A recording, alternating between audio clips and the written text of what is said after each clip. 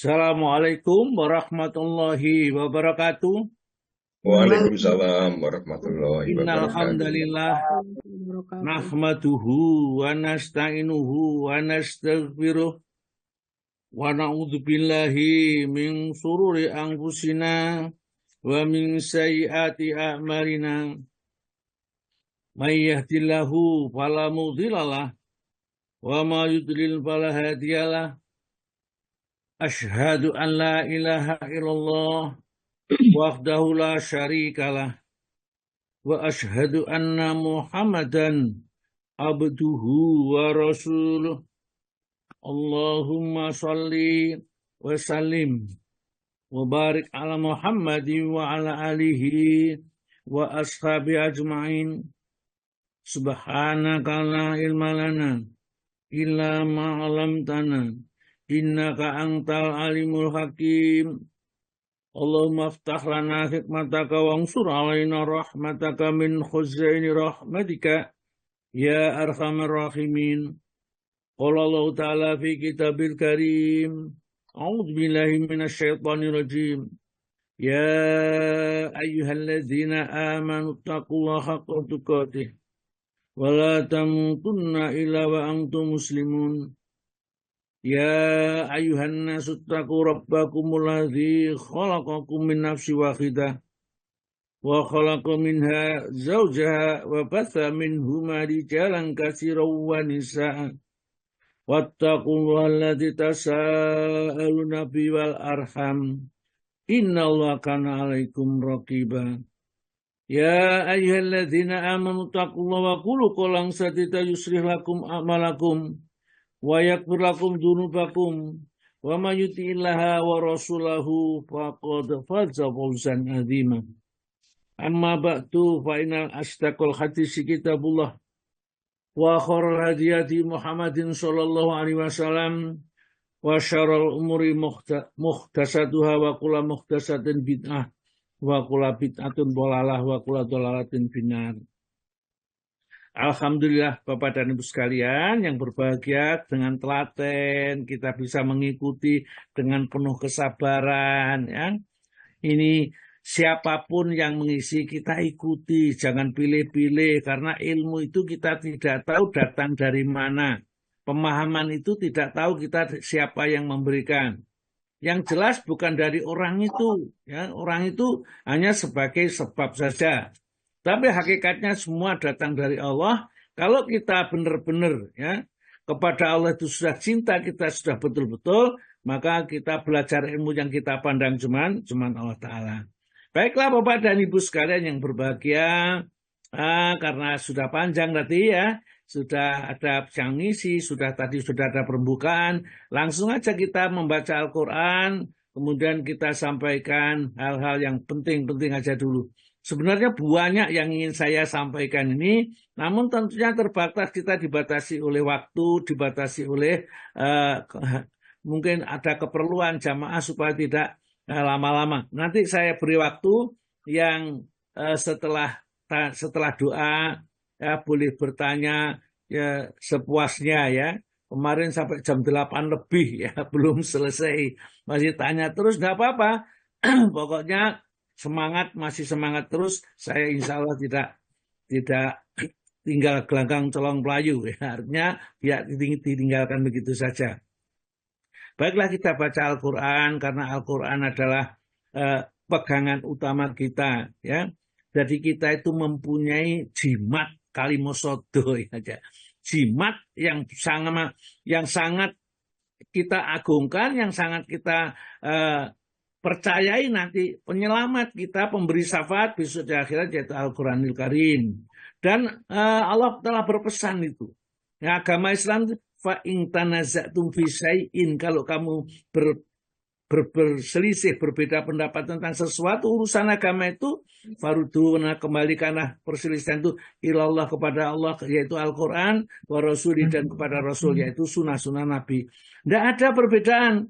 Nanti pada saat kita membahas ini mungkin ada perbedaan bahwa menyentuh Al-Quran, membaca Al-Quran bagi orang yang sedang junub, bagi orang yang menstruasi, boleh atau tidak ya. Sejak dulu perselisihan sudah ada. Namun karena kita sudah diberi pesan oleh Allah Ta'ala, kembalikan kepada Al-Quran Sunnah, ya tentunya Sunnah yang sahih, ya Al-Quran sudah jelas oke kalau Al-Quran. Maka dari situlah kita berpegang nanti. Maka dari itu mungkin jangan kaget nanti, loh selama ini begini kok saya sekarang begini. Ini aliran apa, bukan aliran apa, karena semua itu sudah ada dasarnya dan kita berpegang Al-Quran dan Sunnah. Tidak mungkin kita disuruh kembali kepada Al-Quran dan Sunnah kalau berselisih, itu tidak ada solusi tatkala kita berselisih, pasti ada solusinya. Ya, maka dari itu jangan kaget nanti yang selama ini, loh selama ini saya begini, ya. Kemudian kok ini ajaran baru, bukan ajaran baru, ajaran lama. Yang saya sampaikan itu nanti mungkin agak berbeda juga dengan agak di fikih sunnah saya sabing atau fikih yang lain itu. Dan di sini seorang ulama besar, ya seorang ahli hadis peneliti yang cukup tulisannya banyak, yaitu ya ustadz kita yang terkenal tuh Abdul Hakim bin Amir Ad-Dad itu, ya seorang yang sudah kita tidak sangsikan lagi tingkat keilmuannya. Dia menekuni ilmu hadis. Jadi nanti kita juga saya akan sampaikan ya 3 hukum bagi perempuan haid dan junub, ya tentang menyentuh Al-Quran, membaca Al-Quran dan diam di dalam masjid. Jadi kalau nanti tidak bisa dalil-dalilnya diperincikan, maka kesimpulan yang penting kemudian nanti kita cari ya buku rujukannya itu, kemudian kita baca sendiri ya gitu. Yang jelas saya tidak pernah mengarang kalau saya menyampaikan sesuatu ya itu adanya. Karena agama ini nanti tanggung jawabnya tidak hanya di dunia, di akhirat kelak. Saya tidak menyelisih orang-orang yang berbeda, mereka punya paham dan punya dalil, monggo silakan ya.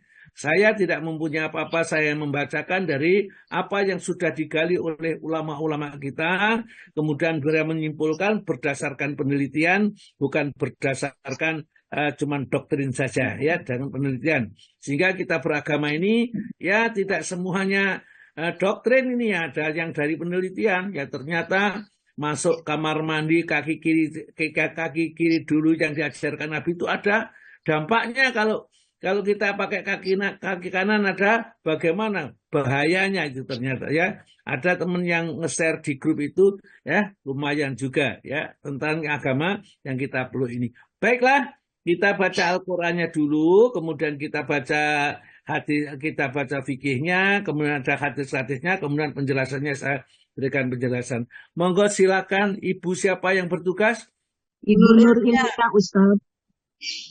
Siap Ustaz, insya Allah. Monggo Bu Nur Ilmiah. Assalamualaikum warahmatullahi wabarakatuh. Waalaikumsalam warahmatullahi wabarakatuh. Quran Surat Al-Baqarah ayat 147 sampai dengan 152. A'udzu billahi minasy syaithanir rajim. Bismillahirrahmanirrahim. Al-haqqu mir rabbika fala takunanna minal mumtarin. Walikulli wijhatun huwa muwalliha fastabiqul khairat. Aynama takunu ya'ti bikumullahu jami'a. Inna Allaha ala kulli syai'in qadir. ومن حيث خرجت فول وجهك شطر المسجد الحرام وإنه للحق من ربك وما الله بغافل عما تعملون ومن حيث خرجت فول وجهك شطر المسجد الحرام وحيث ما كنتم فولوا وجوهكم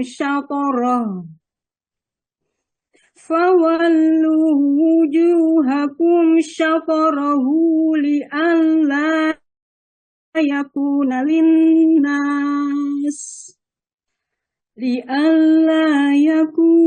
للناس عليكم حجة إلا الذين ظلموا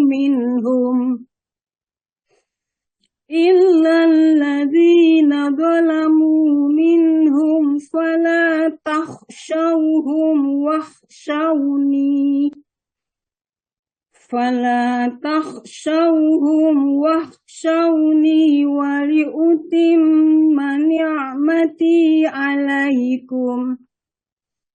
ولأتم نعمتي عليكم ولعلكم تهتدون كما أرسلنا فيكم رسولا منكم يتلو عليكم آياتنا ويزكيكم ويعلمكم الكتاب والحكمة ويعلمكم ما لم تكونوا تعلمون فاذكروني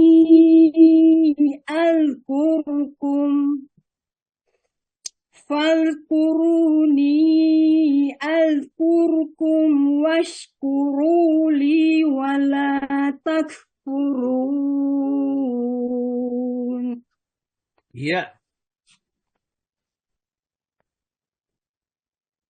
Terjemahan Quran surat 147 sampai dengan 152. Aku berlindung kepada Allah dari godaan setan yang terkutuk. Dengan nama Allah yang Maha Pengasih, Maha Penyayang.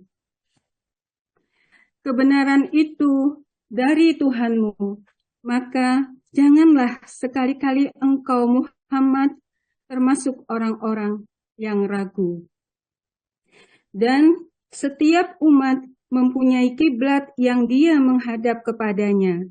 Maka berlomba-lombalah kamu dalam kebaikan. Di mana saja kamu berada, pasti Allah akan mengumpulkan kamu semuanya. Sungguh, Allah Maha Kuasa atas segala sesuatu. Dan dari manapun engkau Muhammad keluar, hadapkanlah wajahmu ke arah Masjidil Haram. Sesungguhnya itu benar-benar ketentuan dari Tuhanmu. Allah tidak lengah terhadap apa yang kamu kerjakan. Dan dari manapun engkau Muhammad keluar, maka hadapkanlah wajahmu ke arah Masjidil Haram. Dan di mana saja kamu berada, maka hadapkanlah wajahmu ke arah itu, agar tidak ada alasan bagi manusia untuk menentangmu, kecuali orang-orang yang zalim di antara mereka. Janganlah kamu takut kepada mereka, tetapi takutlah kepadaku, agar aku sempurnakan nikmatku kepadamu dan agar kamu mendapat petunjuk. Sebagaimana kami telah mengutus kepadamu seorang Rasul Muhammad dari kalangan kamu yang membacakan ayat-ayat kami, menyucikan kamu dan mengajarkan kepadamu kitab Al-Quran dan hikmah sunnah, serta mengajarkan apa yang belum kamu ketahui. Maka ingatlah kepadaku, aku pun akan ingat kepadamu.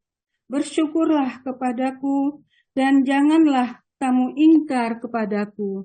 Assalamualaikum warahmatullahi wabarakatuh.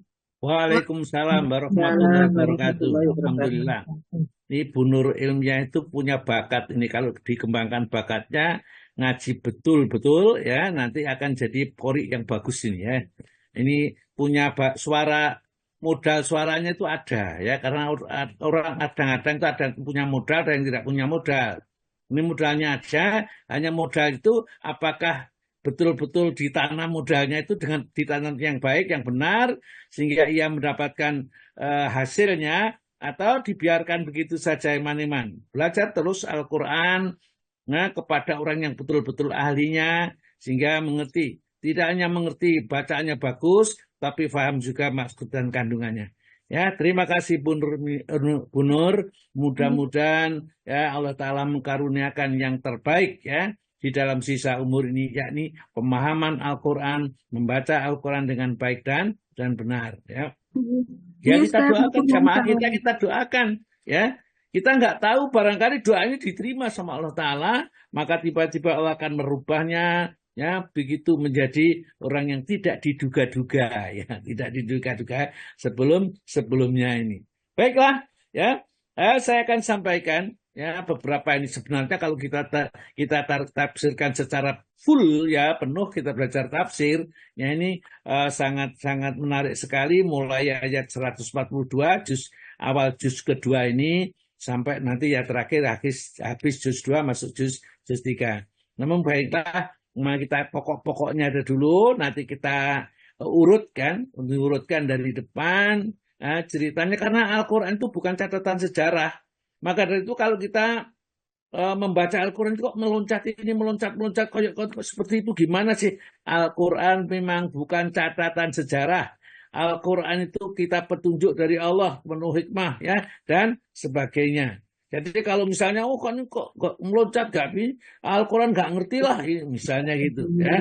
Al-Quran pasti benar beritanya dan tidak ada yang lebih benar daripada Al-Quran. Nah, setelah Allah Ta'ala menjelaskan bahwa perpindahan kiblat tadi itu memang sudah ditakdirkan, nanti Nabi akhir zaman yang diutus oleh Allah itu adalah menghadap dua kiblat, ya, menghadap Masjidil Aqsa, kemudian pindah ke Masjidil Haram. Jadi selama 17 atau 18 bulan ya, Nabi kita menghadap Masjidil Aqsa, ya, sholatnya, kemudian setelah itu ada perintah untuk menghadap Masjidil Haram. Dan itu sudah diketahui oleh mereka, diterangkan bagaimanapun orang-orang ahli kitab tidak mau. Jadi mereka itu tetap menolaknya. Ya, pada syaratnya sahnya sholat itu diantaranya sebelum sholat menghadap ke kiblat dulu. Kalau kiblatnya tidak sesuai dengan yang diperintahkan Allah, ya tentunya sholatnya diterima. Kemudian Allah menjelaskan ayat 146 ini, orang-orang ahli kitab sudah mengerti ini. Alladzina atainahumul kitaba. Orang yang diberi kitab, yaitu Yahudi dan Nasrani, ya'rifunahu, mereka mengenal betul kepada Nabi kita ini, bahwa dia adalah Nabi akhir zaman, sesuai dengan ciri-ciri yang disebutkan di dalam kitabnya itu, kama ya'rifuna abna'ahum, sama saja mereka mengenal anak laki-lakinya. Anak-anak laki-laki, anak perempuan, anak laki-laki itu paling disenangi oleh Arab ini, abna'ahum. Wa inna fariqam minhum, dan sungguh segolongan dari mereka ini layaktumunal haqqa, menyembunyikan yang hak, ya, bahwa Nabi Muhammad utusan Allah disembunyikan supaya apa? Pengikutnya nanti tidak berkurang. Jadi jangan sampai kita karena ingin pengikutnya banyak, yang batal diterangkan, ya, yang hak ditinggalkan, ya, sehingga seakan-akan yang batil itu jadi hak, yang hak itu jadi batil. Enggak boleh itu, sama dengan orang Yahudi. Jadi orang Islam yang batal ya batil. Ini bukan ajaran yang kita terangkan, bukan ajaran. Ini salah, kita terangkan salah berdasarkan data hadisnya, Qur'annya, ya. Wahum ya'lamun, padahal mereka mengetahuinya, mereka sembunyikan yang hak itu, mereka mengetahuinya. Inilah yang disebutkan di dalam surat Al-Baqarah itu ayat 140 itu, ya, mereka itu waman adlamu, siapakah yang lebih zalim mimman katama syahadatan indallah, terhadap orang yang menyembunyikan persaksian di sisi Allah Ta'ala, ya. Ini surat surat Al-Baqarah ayat yang 140 di awal juz, di akhir juz yang pertama ini ya. Jadi seperti itu. Baiklah, ya kita teruskan ini ya. Al-haqqu yang benar, tuntunan itu, yaitu menghadap kiblat yang diperintahkan itu menghadap itu umat Islam ini, ya. Al-haqqu kebenaran itu, ya, mirobika datangnya dari Tuhanmu. Tuhannya orang Yahudi, Tuhannya orang Nasrani, dan Tuhannya orang Islam itu sama. Semua agama samawi itu sama, semuanya Islam. Ada Islam di bawah Nabi Musa, ada Islam di bawah Nabi Ibrahim, Islam di bawah Nabi Isa, Nabi Daud, dan lain-lainnya. Dan kitabnya juga bermacam-macam. Ya, syariatnya berbeda-beda, tapi tauhidnya, akidahnya tetap menyembahnya hanya kepada Allah. Ya, tidak boleh mensekutukan sedikit pun dengan yang lain dalam beribadah kepada Allah. Sama yang dibawa oleh Rasulullah sama. Ya, kuncinya adalah ya anik budullah. Setiap Rasul itu anik budullah, sembah Allah. Ya, wattaku, bertakwalah kepadanya. Wa'ati'uni, dan ikutlah aku, yaitu utusan Rasul yang diutus untuk membimbing umat manusia ini. Ya, seperti itu. Al-hakum birabbika, dan kebenaran itu datang dari Tuhan. Fatakunna minal mumtarin, dan kamu sekali-kali jangan menjadi orang yang ragu-ragu menerima kebenaran yang datang dari Allah itu.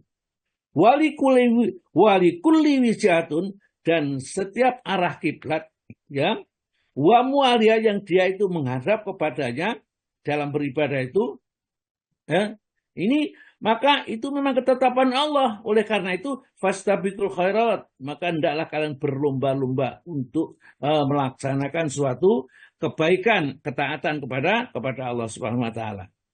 Aina matakunu, di mana saja engkau berada, ya'ti bikumullahu jami'an, besok Allah Ta'ala akan mengumpulkan kalian di tempat yang satu, yaitu di padang mahsyar ya, besok di hari kiamat. Innallaha ala kulli syai'in qadir, sesungguhnya Allah Maha Kuasa atas segala sesuatu.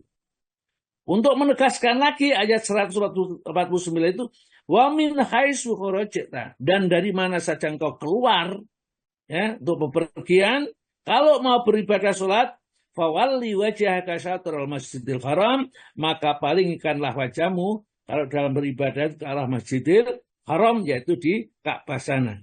Wa innahu, dan sesungguhnya itu maksudnya menghadap masjidil haram pada saat ibadah atau sholat itu, lal haqqu mirabbik, itu benar-benar hak yang datang dari Tuhanmu. Wa mallahu, dan tidaklah Allah itu bighafilin, lengah atau lalai, amma ta'malun, terhadap apa yang kamu kerjakan. Semua pekerjaan kita dipantau oleh Allah dengan CCTV. Ya, CCTV-nya itu akan bisa dilihat di mana saja kita berada, dilihat oleh Allah Subhanahu wa taala ini ya. Wa min haitsu kharajta, dari mana saja ya, dari mana belum ya. Wa innahu, karena sesungguhnya itu yang menghadap masjid, lal haqqu mirabbik, benar-benar datang dari Tuhanmu, wa mallahu bi ghafilin amma ta'malun, dan Allah Ta'ala tidak ingat terhadap apa yang mengerjakan. Wa min haitsu kharajta fawalli wajhaka syatral masjidil haram, sekali lagi diulangi oleh Allah Ta'ala, di mana saja kamu keluar, berada di satu tempat apa, arah kamu kalau beribadah kepada Allah, yakni sholat, menghadap Masjidil Haram. Dari Amerika, dari Indonesia, dari Thailand, semuanya ya sama, menghadap Masjidil Haram. Kalau ada orang beribadah sholat tidak menghadap Masjidil Haram, tidak menghadap Ka'bah, itu namanya sesat. Jadi jangan sampai enak-enak nyesat-nyesat, memang sesat. Yang sholat menghadap ke utara, ke selatan, yang tidak sama sekali tidak menghadap ke Masjidil Haram. Kecuali kalau kita sekitar Masjidil Haram, menghadap kemana saja, pada asal menghadap ke kiblat, itu namanya sudah menghadap Masjidil Haram, ya, sah ya, menghadap kiblat ini. Wa haitsu ma kuntum, di mana saja kalian berada, fawallu, maka palingkanlah wujuhakum, wajah kalian, syatral Masjidil Haram, ya, ke satrahu, ke arahnya, ke arah Masjidil Haram maksudnya. Li alla yakuna linasi, agar supaya manusia ya tidak menjadikan alaikum kalian hujah ya, alasan. Jadi mereka itu dianggap Rasulullah itu tidak benar ya ajarannya itu. Ya diajar ini mereka dijadikan hujah ilalladzina dzalamu minhum, kecuali orang yang zalim kepada mereka tatkala diajari oleh Nabi dengan benar tetap ia menolak. Oleh karena itulah pesannya Allah, fala taksauhum, jangan kamu sampai takut kepada mereka. Yahudi dan Nasrani yang mengancam kepada Nabi, karena setelah Rasulullah pindah dari Mekah ke Madinah ini, musuhnya itu bertambah satu, orang-orang ahlul kitab ini ya. Mereka memusuhi juga Nabi, orang musyrik, orang munafik dan ahlul kitab ya. Fala taksauni, janganlah kamu takut kepada mereka, takutlah kepadaku. Wali utima nikmati alaikum, dan aku akan sempurnakan nanti nikmatmu, wala alakum, dan agar kalian tetap berada di dalam yang lurus. Jadi ikuti Allah Ta'ala, ya, ajaran yang dibawa oleh Nabi. Kama arsalna fikum, sebagaimana Allah telah mengutus Nabi Muhammad kita kepada kalian, ya, rasulan, seorang rasul minkum di antara kalian, yang tugasnya adalah yatlu alaikum ayatina, membacakan ayat-ayat kami, menjelaskan Al-Quran, ya, wa yuzakkikum, dan membersihkan kalian dari perbuatan syirik, perbuatan nifak, perbuatan yang buruk ini, ya, wa yu'allimukumul kitabah, dan mengajarkan kepada kalian Alkitab yaitu Al-Quran, wal hikmata, dan hikmah yaitu sunnah, wa yu'allimukum, dan mengajarkan kepada kalian malam takunu malun ta'lamun, apa saja kalian belum mengerti sebelumnya. Jadi Rasulullah itu ajarannya memang ajaran yang luar biasa sekali. Oleh karena itu, fadkuruni, ingatlah kepadaku, ya, taatlah beribadah kepada Allah Ta'ala semata-mata. Adkukum, tentu kalian akan diingat oleh Allah Ta'ala, akhirnya diberi rahmat, yang nanti akan diselamatkan sampai di akhirat. Waskuruli, dan bersyukurlah kepadaku atas segala nikmat yang diberikan kepadamu, wala takfurun, jangan kamu menjadi orang yang ingkar, ya, orang yang tidak tahu terima kasih kepada Allah Subhanahu wa Ta'ala. Baik, kita lanjutkan, ya, tentang ini sampai nomor 4 ya Pak Tomo, ya. Bapak Sutomo ada? Ada, Ustaz. Ya, sampai 4 ya Pak Tomo. Iya, yang E ya. Ya, yang E sudah, ya, kemudian yang E ingat saya sudah yang E itu. Oh, belum ya, Pak? Belum. Oh, belum. Ya, berarti yang kedua sekarang, ya. Yang kedua. Yang kedua adalah hubungan kelamin, yaitu memasukkan alat kelamin pria ke dalam alat kelamin wanita, walau tidak sampai keluar mani atau koitus. Berdasarkan firman Allah Ta'ala, jika kamu junub, hendaklah kamu bersuci. Terus? Berkata Imam Syafi'i, menurut bahasa Arab, pada hakikatnya janabat itu ditujukan kepada hubungan kelamin, walau tanpa orgasmus. Ulasnya pula, setiap orang yang mendengar bahwa si Anu telah dalam keadaan janabat dengan si Ani akan memaklumi bahwa mereka telah mengadakan hubungan kelamin walau tidak sampai orgasmus. Jadi termasuk wajib mandi itu adalah orang yang selesai melakukan hubungan kelamin, ya, antara laki-laki dengan perempuan, tentunya suami istri yang maksud di sini, bukan orang lain, karena orang lain itu tidak, hukumnya sudah haram, sudah dosa. Jadi kalau meskipun tidak sampai keluar mani, maka hukumnya wajib mandi. Kalau tidak mandi, tidak sah sholatnya, tidak sah puasanya, ya, dan seterusnya, ya, begitu. Ya. Selanjutnya katanya, monggo Pak. Selanjutnya katanya, tidak seorang pun yang membantah bahwa tindak perzinaan yang wajib menerima hukuman dera itu ialah hubungan kelamin walau tidak keluar mani. Ya, jadi mohon maaf ini, jadi kalau sampai kepalanya sudah masuk ke dalam vagina perempuan, maka sudah bisa dihukum rajam, ya. Hukum rajam sudah bisa seperti itu karena itu sudah dianggap berzina. Meskipun mungkin, mohon maaf ini ada yang dikeluarkan di luar atau barangkali ya, pakai kondom atau sembarang kali. Semua itu hukumnya tetap berzina dan mereka itu wajib dikenai hukuman cambuk 100 kali atau hukuman rajam. Kalau ia sudah bersuami istri itu kalau sudah masuk meskipun tidak keluar, ya. Juga berdasarkan hadis Abu Hurairah, Pak.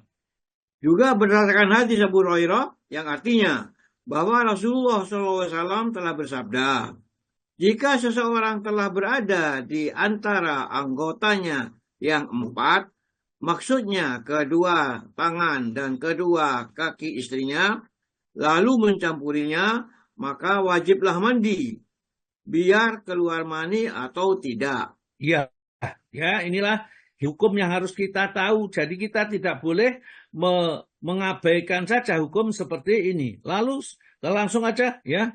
Lalu disampaikan oleh Aisyah, Pak. Lalu disampaikanlah oleh Aisyah, sabda Nabi SAW, bila alat kelamin wanita dengan alat kelamin laki-laki telah bertemu, maka wajiblah mandi. Iya, terus? Kemudian hendaklah hubungan kelamin itu betul-betul terlaksana dalam praktek. Adapun semata-mata menyentuh tanpa melakukan hubungan, tidaklah wajib mandi bagi masing-masing berdasarkan ijma. Ya, jadi ya kalau sudah ya namanya ya hubungan kelamin yang sudah jelas itu harus sudah mandi, dan itu memang sudah kesepakatan keluar mani atau tidak keluar mani. Yang ketiga, Pak.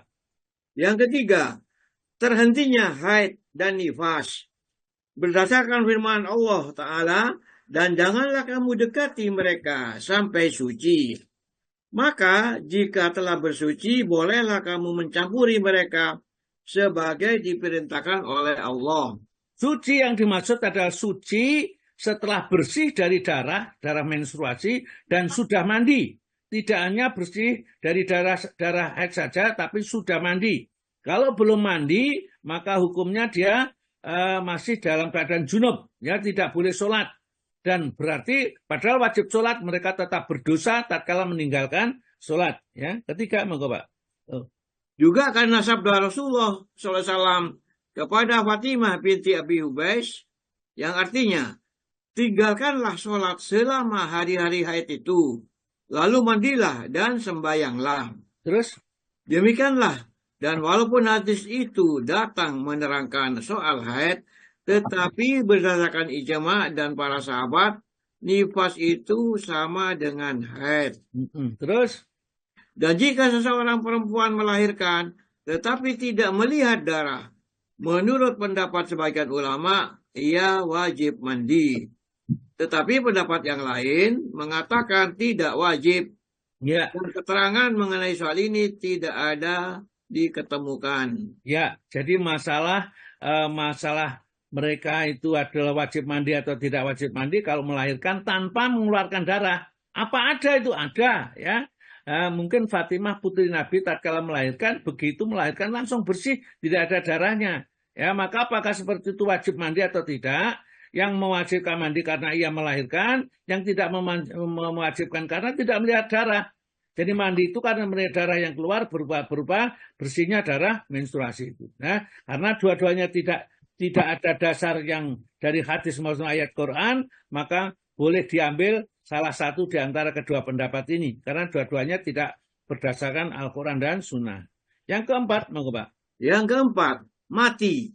Bila seseorang menemui ajal, wajiblah memandikannya berdasarkan ijma. Ya. Keterangan panjang lebar tentang hal ini akan disajikan pada tempatnya nanti.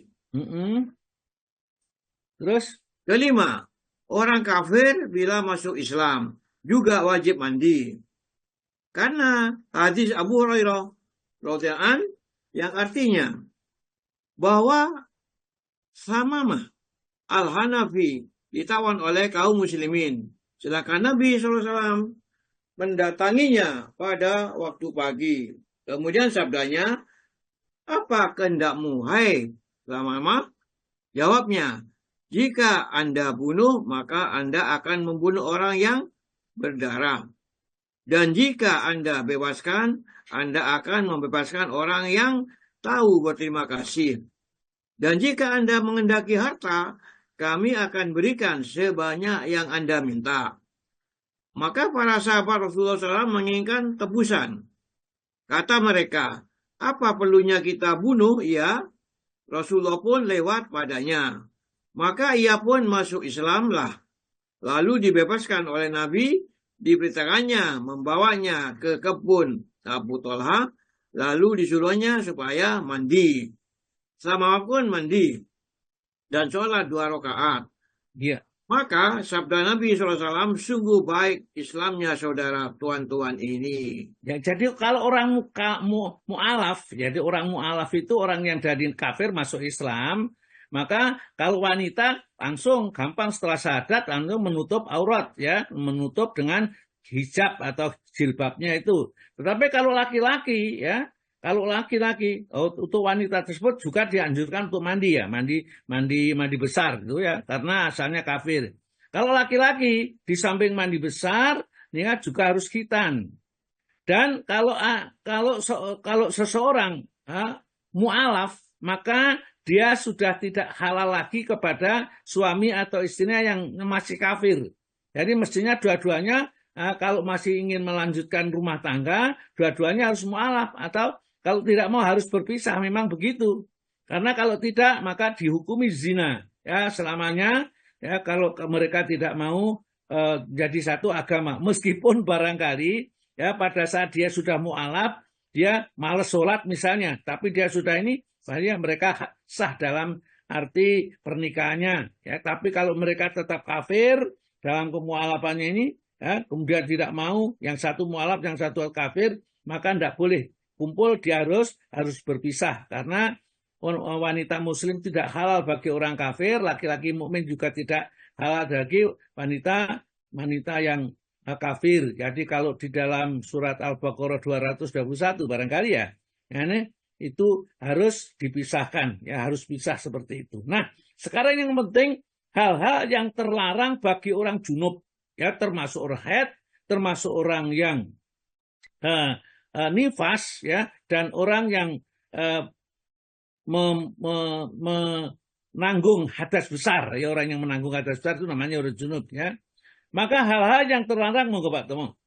Hal-hal yang terlarang bagi orang junub diharamkan bagi orang-orang yang junub hal-hal sebagai berikut. 1. Sholat. 2. Tawaf. Dalil-dalilnya telah disebutkan dulu waktu membahas hal-hal yang mewajibkan wudhu. 3. Menyentuh mushaf Al-Quran dan membawanya. Bob, ini adalah pendapat, ya, yang terakhir yang ketiga ini. Kalau sholat dan tawaf otomatis, ya, orang yang junub atau orang berhadas besar itu memang tidak diperbolehkan. Sholat dan tawaf itu tidak diperbolehkan. Haram hukumnya dan berdosa kalau melakukan sholat dan tawaf pada saat hadas besar. Sedangkan menyentuh mushaf itu tidak disetujui atau disepakati oleh seluruh ulama karena mereka menggunakan dalil yang tidak pas, tidak tepat, ya, dalil-dalil itu nanti kita bacakan. Haramnya moga Pak. Haramnya itu disepakati oleh para imam dan tak seorang pun di antara sahabat yang menyangkal. Ya, meskipun begitu tidak bisa dikatakan suatu kebenaran kalau mereka tidak membawakan dalil hadis, ya. Ya, meskipun ulama ini sudah ijma 4 mazhab itu misalnya tidak diperbolehkan. Tapi apakah benar apa yang dibawa ini? Ternyata kalau hal itu tidak sama, ada yang berbeda di antara mereka. Coba kita lihat ini dulu di sini, nanti saya sampaikan tentang hukum-hukumnya ini sedikit aja, ya. Monggo Pak, tolong dibaca dulu. Tetapi Daud dan Ibnu Hazmin membolehkan orang junub itu menyentuh Al-Quran dan membawanya. Mereka berpendapat bahwa ia tak ada halangannya. Mengambil alasan pada peristiwa yang tercantum dalam hadis Bukhari dan Sahih Muslim bahwa Rasulullah SAW mengirim surat kepada Kaisar Hekalius yang di dalamnya tertera, yang artinya dengan nama Allah yang Maha Pengasih lagi Maha Penyayang. Sampai sabdanya, hai golongan ahli kitab, marilah kita menganut keyakinan yang serupa di antara kami dengan tuan-tuan, yaitu agar kita tidak menyembah kecuali Allah dan tidak mempersekutukannya dengan sesuatu apapun juga, dan juga tidak mengambil sebagian kita menjadi pujaan selain Allah. Ya, Dan jika mereka masih berpaling, katakanlah, saksikanlah bahwa kami benar-benar mukmin. Al-Imran 64. ya. Jadi ternyata tidak semuanya, ya, semua ulama setuju, ya. Ya, kita baca apa namanya di kitab fikih sunnah dulu, ya. Terus Pak. Berkata Ibnu Hasmin, lihatlah betapa Rasulullah SAW telah mengirim surat yang memuat ayat tersebut kepada orang-orang Nasrani, sedangkan ia tentu yakin bahwa mereka akan menyentuhnya. Nah, terus? Itu disanggah oleh jumhur bahwa ini hanya merupakan surat. Dan memang tidak ada halangannya buat menyentuh apa yang memuat ayat-ayat Al-Quran tersebut seperti surat-surat, kitab-kitab tafsir, fikih, dan lain-lain. Semua itu tidaklah disebut mushaf dan memang tak ada keterangan menyatakan haram menyentuhnya. Ya, jadi sebenarnya mereka pun berdalil, ya, berdalil tidak bolehnya itu, ya, menurut pendapat mereka itu berdasarkan di dalam surat Al-Waqiah ayat yang ke-79 ini. Jadi Ustadz Abdul Hakim Adab menjelaskan di sini, tidak ada satupun dalil yang melarang menyentuh atau memegang Al-Quran bagi orang junub, perempuan haid, dan nifas, ya. Kecuali mereka hanya melarang itu berdasarkan kepada surat ayat, ya, surat Al-Waqiah ayat 79, la yamassuhu ilal mutatahhirun, ya. Tidak ada yang menyentuhnya, yaitu Al-Quran, kecuali mereka yang telah disucikan. Yang hak, yang benar tafsirnya itu adalah yang dimaksud oleh ayat di atas ialah tidak ada yang dapat menyentuh Al-Quran yang ada di Lauhil Mahfuz sebagai mana ditegaskan oleh ayat-ayat sebelumnya. Wa innahu laqur'anun karim fi kitabim maknun la yamassuhu ilal mutahharun. Jadi ini yang dimaksud adalah Al-Quran yang berada di Lauhil Mahfuz itu tidak dapat disentuh kecuali oleh mutahharun yang suci, yakni para malaikat, ya. Sedangkan hadis, ya, mereka menggunakan hadis la yamassul Qur'ana ila tahirun, tidak ada yang menyentuh Al-Quran kecuali orang yang suci, ya. Hadis ini meskipun sahih, ya, sahih diriwayatkan oleh Daruqutni dari jalan Amr bin Hazm dan dari jalan Hakim bin Hazm diriwayatkan dua oleh Daruqutni dan seterusnya, dan dari jalan Ibnu Umar diriwayatkan oleh Daruqutni dan lain-lainnya, yakni yang dimaksud oleh hadis di atas adalah tidak ada yang menyentuh Al-Quran kecuali orang mukmin, ya. Maksudnya itu la yamassul Quran ila tahirun, kecuali yang mukmin, ya, yang dimaksud itu. Oleh karena orang mukmin itu suci, tidak najis, sebagaimana sabda Nabi, innal mu'mina la yanjus, sesungguhnya orang mukmin itu tidak najis. Oleh karena itulah pernyataan itu bahwa orang mukmin tidak ada masalah, yang tidak boleh adalah orang-orang kafir. Teruskan itu dulu Pak Tomo, hadisnya itu, ya. Menurut jumhur,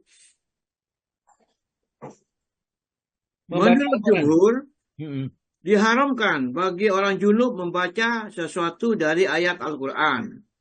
Berdasarkan hadis Ali, yang artinya bahwa Rasulullah SAW tidak satupun yang menghalanginya dari Al-Quran kecuali janabat. Nah, terus? Berkata Hafidh Al-Fat, di antara mereka ada yang mengatakan bahwa sebagian perawinya dhaif, tetapi yang benar ia termasuk hadis hasan, ya, yang dapat dipakai sebagai hujah atau alasan. Iya, jadi hadisnya sebenarnya kalau kita dianggap bahasan tersebut, bahkan yang disebut tidak boleh menyentuh Al-Quran orang kecuali yang suci itu adalah orang mukmin. Padahal orang mukmin itu jelas orang yang suci sudah.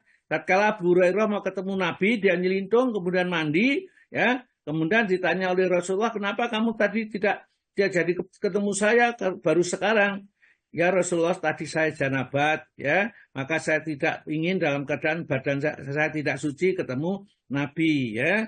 Subhanallah, innal mu'mina la yanjus, ya, maksudnya Allah, sesungguhnya orang mukmin itu tidak najis. Jadi tidak bisa dikatakan orang mukmin najis, maka tidak masalah. Sehingga tetap aja orang mukmin itu boleh menyentuh Al-Quran. Jadi hadis di samping yang menurut periwayatan ini adalah dhaif, bahwa hadisnya yang menganggap Hasan itu adalah saking dia itu sangat murah, sangat mudah untuk menerima hadis yang sebenarnya dhaif dianggap hadis yang hasan. Juga diterima daripadanya, monggo Pak. Juga diterima daripadanya, katanya, saya melihat Rasulullah SAW berwudu, kemudian membaca sesuatu dari Al-Quran. Lalu sabdanya, ini adalah bagi orang yang tidak junub. Adapun orang junub maka tidak boleh, bahkan walau agak satu ayat. Berkata Syaukani, seandainya hadis ini benar-benar sah, maka ia dapat dipakai sebagai alasan mengharamkannya. Jadi Syaukani mengatakan seandainya hadis ini benar-benar sah, itu berarti hadisnya sebenarnya tidak sah. Ya, secara sanad tidak sah. Maka ia dapat dipakai sebagai untuk mengharamkannya. Oleh karena hadis itu tidak jelas sahnya, maka tidak bisa kita mengharamkan orang yang junub itu menyentuh mushaf atau Al-Quran. Moga Pak. Terus, mengenai hadis pertama, tidak dijumpai dalil yang menunjukkan haramnya. Karena maksudnya tiada lain ialah bahwa Nabi SAW meninggalkan bacaan ayat-ayat Al-Quran sewaktu janabat. Keterangan seperti itu tidak dapat dipakai sebagai alasan menyatakan makruhnya, apalagi untuk haramnya. Sementara itu, Bukhari, Tabrani, Daud, Ibnu Hasim berpendapat dibolehkannya membaca Al-Quran bagi orang junub. Berkata Bukhari, menurut Ibrahim, tak ada halangannya perempuan haid membaca Al-Quran. Begitupun menurut Ibnu Abbas, tak ada orang junub itu membaca Al-Quran. Nabi SAW selalu berzikir kepada Allah pada setiap saat. Dan sebagai tambahan mengenai soal ini, Hafidz berkata, pada pengarang buku ini atau Bukhari, tak satu pun hadis yang menyangkut soal ini, yakni melarang orang junub dan perempuan haid membaca Al-Quran yang dapat diakui kebenarannya. Ya, jadi oleh karena tidak ada satupun hadis yang menjelaskan bahwa secara sahih melarang wanita yang berjunub atau berhadas besar itu menyentuh atau membaca Al-Quran, maka kembali kepada hukum asal tetap diperbolehkan dan tidak ada larangan bagi orang junub ya atau berhadas besar itu membaca atau membawa Al-Quran atau menyentuh Al-Quran. Inilah ya hati yang sudah dijelaskan karena di dalam Sahih Bukhari itu tidak ditemukan satupun. Jadi saya ulangi lagi pada ujungnya pada pengarang buku ini yakni Bukhari, tak satu pun hadis yang menyangkut soal ini yakni melarang orang junub dan perempuan haid itu membaca Al-Quran yang dapat diakui kebenarannya. Nah, itu maksudnya tidak ada hadis yang sahih. Terus Pak, dan yang kelima, menetap di masjid. Ya. Haram bagi orang junub menetap di masjid karena hadis Aisyah radhiyallahu yang artinya Rasulullah SAW datang sedangkan bagian depan rumah sahabat-sahabatnya menjorok ke dalam masjid.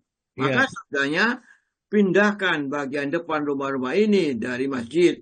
Lalu Rasulullah pun masuk. Sedangkan orang-orang itu tidak berbuat apa-apa karena mengharapkan adanya keringanan. Maka Nabi pun keluar mendapatkan mereka, katanya, palingkan rumah-rumah ini dari masjid karena saya tiada membolehkan masjid itu bagi perempuan haid maupun orang junub. Terus? Dan dari Ummu Salamah yang artinya Rasulullah SAW masuk ke halaman masjid dan berseru sekeras suaranya, sesungguhnya masjid tidak dibolehkan bagi orang-orang haid maupun junub.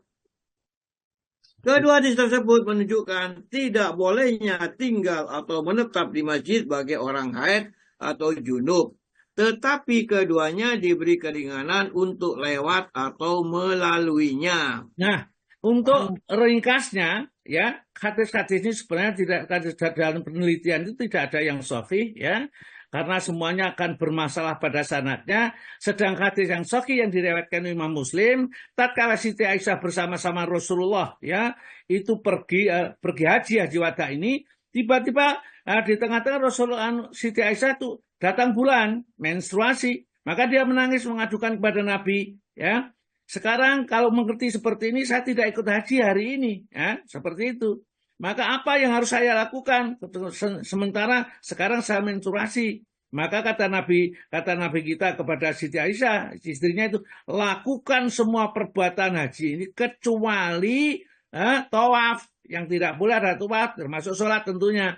Ya, berarti tinggal di dalam masjid membaca Al-Quran dan seterusnya, itu adalah perbuatan-perbuatan orang haji, lepas jumroh, wukuf di padang Arafah, semuanya boleh. Yang tidak diboleh hanya sholat, ya, sholat termasuk juga tawaf. Ya, tawaf itu adalah sholat, ya, karena setelah tawaf tentunya ada sholat, maka tawafnya dilarang, sholatnya juga jelas dilarang. Kalau di dalam hadis yang lain juga disebutkan bahwa sholat itu dilarang bagi orang yang menstruasi.